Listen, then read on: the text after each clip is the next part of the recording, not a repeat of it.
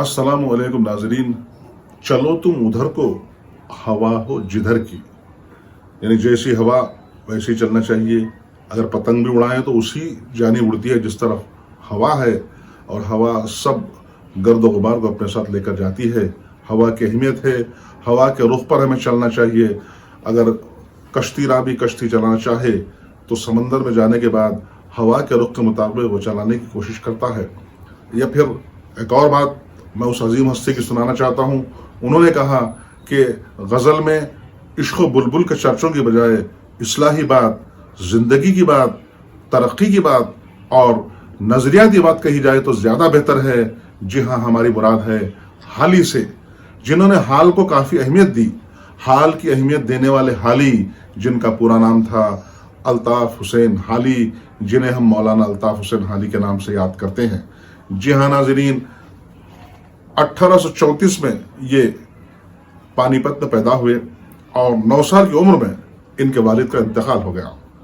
4 साल की उम्र में आपने इब्तदाई तालीम हासिल की और सबसे पहले हाफिज़ कुरान बने, और उसके बाद मुख्तलिफ उलूम सीखे, फ़लसफ़ा, मंतिक़ और दूसरे सर्फ़ व नहू, तमाम चीज़ें जानी। और चूँकि वालिद का इंतकाल हो गया तो उनके भाई ने उनकी परवरिश की। फिर कुछ दिनों बाद वालदा का इंतकाल हुआ और वो बिल्कुल अकेले हो गए, और आपने कुछ करने की जुस्तजू अपने दिल में रखी थी, इसीलिए उलूम हासिल करते गए मुख्तलिफ किस्म के। और इनकी मर्जी के खिलाफ 17 साल की उम्र में इनकी शादी कर दी गई। हालांकि इन्हें पसंद नहीं था, लेकिन चूंकि शायद गम का कुछ मदावा हो, ये सोचकर शादी की। हालांकि आपको पसंद नहीं थी। एक रात जब उनकी बीवी मैके चली गई थी तो पानीपत से उठकर पैदल दिल्ली चले गए, इल्म की जुस्तजू में, कुछ हासिल करने की जुस्तजू में। क्योंकि नाज़रीन, आदमी को 2 गम होते हैं, एक गम जाना, एक गम रोजगार। गम जाना जिससे मोहब्बत करते हैं या जो शरीक हयात होती है, गम रोजगार कुछ कमाने और कुछ पाने की। और हाली को यह लग रहा था कि गम जाना से ज्यादा गम रोजगार अहम है, ताकि हम अपना कुछ वजूद बना सकें। और आप दिल्ली चले गए। दिल्ली में कुछ दिन रहे वहां पर, और आपने दिल्ली में मुख्तलिफ शोरा से मुलाकात की, और आप गालिब की शागिर्दी भी इख्तियार की, जिसका शर्फ हाली को हासिल है। गालिब का सिर्फ एक शागिर्द है और वो है हाली, क्योंकि हाली गालिब के पास जाकर उनके खसायद पढ़ते थे और उससे उन्होंने अपने इल्म में और भी इजाफा किया। और गालिब से एक बार कहा अपना कलाम बताकर कि मिर्ज़ा गालिब उस्ताद मोहतरम, क्या मुझे लिखना चाहिए? तो गालिब का जवाब था, अगर तुम नहीं लिखोगे तो तुम अपने ऊपर जुल्म करोगे, क्योंकि तुम में फन है। तो गालिब की सनद और गालिब की शागिर्द ऐसी हस्ती हो सकती है जो कि लाफानी, लाजवाल, यानी जिन्हें हमेशा लोग याद करेंगे। जी हाँ नाजरीन, आपने हमेशा ये एक बात की है कि फरसूदा मज़ामीन, इश्क़ व माशिक़े के, गुलो बुलबुल के, या ऐसे तख़य्युलात, ऐसे माफ़ूक़ुल फ़ितरत अनासिर जो कि तख़य्युल से बहुत परे हों, जिन्हें सुनकर सिर्फ हिस्स मिल सकती है लेकिन ज़िंदगी में कोई तब्दीली नहीं आती। उन्होंने कहा कि ऐसी शायरी करो कि शायरी बराए ज़िंदगी हो। शायरी बराए शायरी तो सब कर लेते हैं, तुकबंदी तो हर कोई करता है, लेकिन शायरी बराए ज़िंदगी होना चाहिए, उसमें ज़िंदगी का पहलू आना चाहिए। ऐसी सोच हाली ने पैदा की। हाली ने कई किताबें भी लिखी हैं, मुख्तलिफ तसनीफ़ हैं इनके, कई तसानीफ़ हैं। हयात सादी है शेख सादी रहमतुल्लाह अलैह की, सवान उमरी है, ऑटोबायोग्राफी, उनकी बायोग्राफी कहिए। और उसी तरह यादगार गालिब, जब गालिब का इंतकाल हुआ तो यादगार गालिब लिखी। और हयात जावेद सर सैयद अहमद खान की ये बायोग्राफी है, जिसमें उन्होंने मुख्तलिफ हालात बताए। गालिब की अगर हम यादगार गालिब पढ़ें तो गालिब के कलाम से रुशनास होते हैं, और उस वक्त की तारीख हमारे लिए एक दस्तावेज बनती है। अगर हम हयात जावेद पढ़ें तो सर सैयद का कारनामा, उनकी फिक्र, उनकी लगन, उनकी तहरीक और उस वक्त की तारीख का एक डॉक्यूमेंट हमें मिलता है।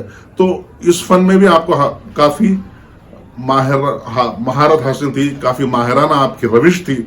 आपने गज़ल, नज़म, मरसिया, कसीदा, रुबाइयात, मुख्तलिफ असनाफ पर अपना काम किया है, और आपने ये नतीजा अक्स किया है, लोगों को बताया है कि शायरी हो तो शायरी बराए इस्लाह और शायरी बराए ज़िंदगी होनी चाहिए।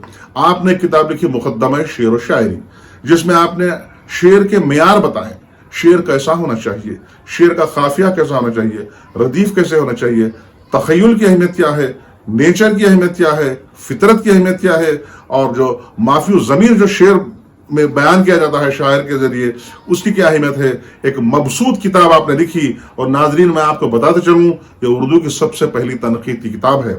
کرٹیسزم ویسے تو یورپی زبانوں میں، انگریزی زبانوں میں ہوتا تھا، لیکن اردو اس سے بالکل مبرہ تھی، مستثنیٰ تھی۔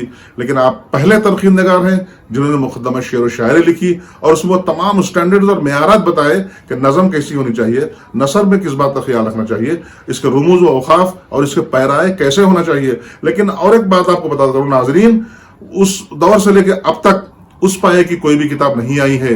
حالانکہ ہم تنقید میں اضافہ ہوا اور ہمارے مختلف اصناف میں اضافہ ہوا، لیکن وہ جو آپ کی کتاب ہے آج بھی اسی طرح مبسوط اور مستند ہے، جس میں انہوں نے بہترین انداز میں بتایا۔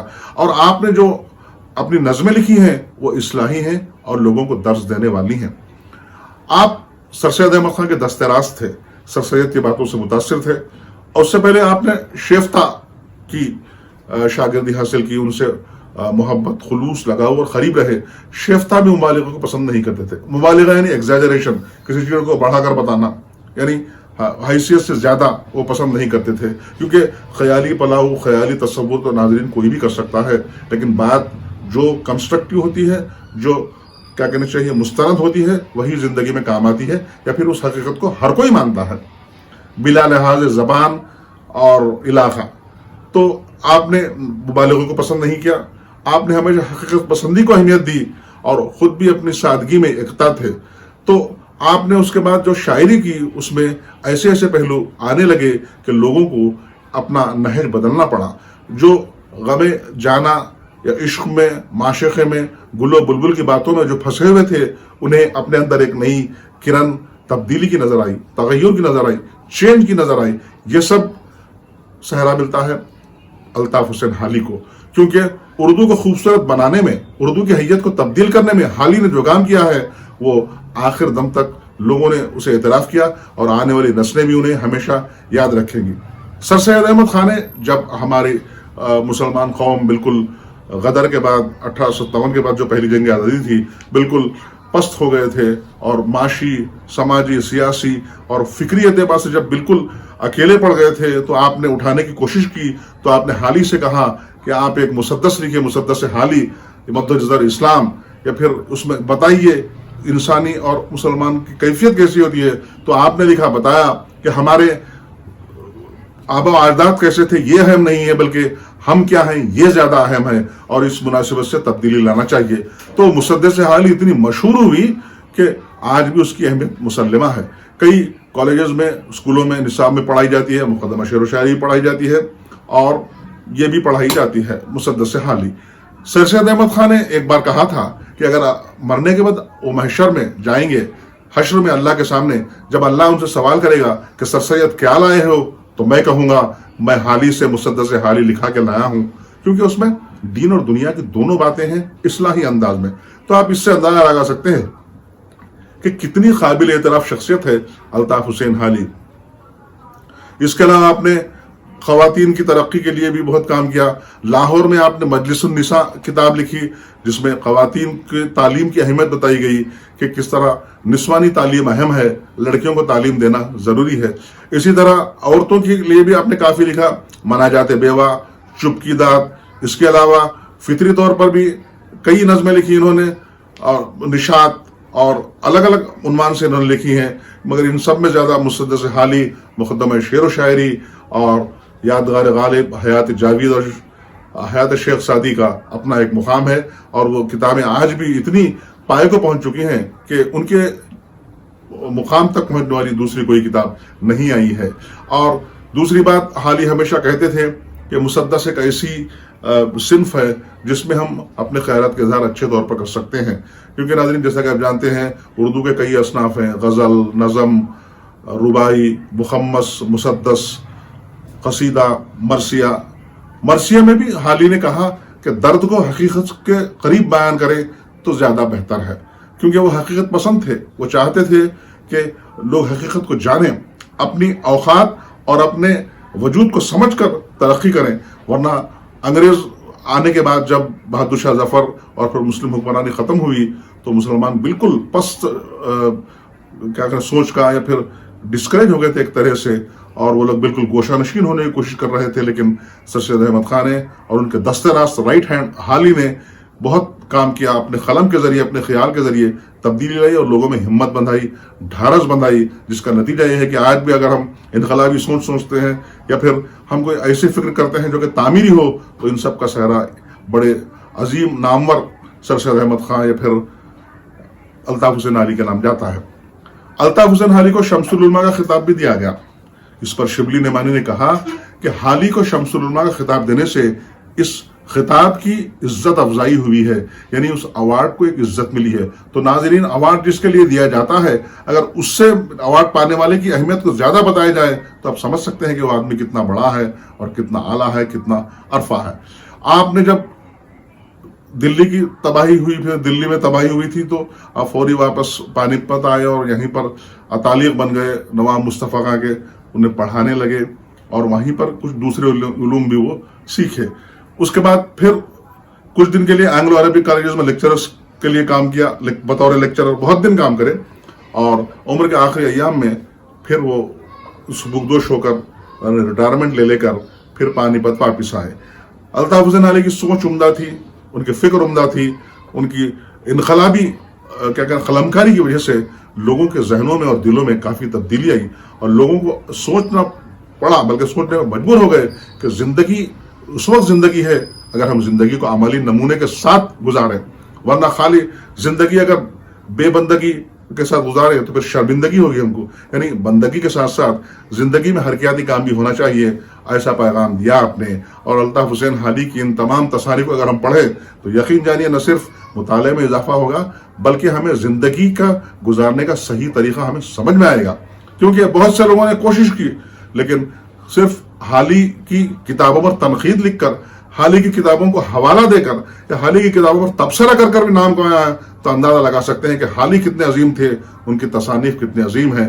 اور آخری عمر میں 1914 میں آپ عمر کے آخری حصے میں بھی اپنا مطالعہ جاری رکھا، لیکن آپ کو نزلے کا عارضہ تھا، جس کی وجہ سے وہ افیون کھاتے تھے، کیونکہ ناظرین وہ زمانہ اتنا ڈیولپ تو نہیں تھا کہ گولیوں اور فارمیسی کا کوئی چلن ہو، تو زیادہ افیون کھانے سے آپ کی بصارت چلی گئی، لیکن اس کے باوجود آپ مطالعہ برقرار رکھے اور ہمیشہ پڑھتے رہے، مطالعہ سے فیض حاصل کرتے رہے۔ وہ کہتے تھے کہ آدمی مرتے دم تک طالب علم ہے، اسے علم کا حصول اور فیض یہ دونوں ہمیشہ اپنے سامنے رکھنا چاہیے۔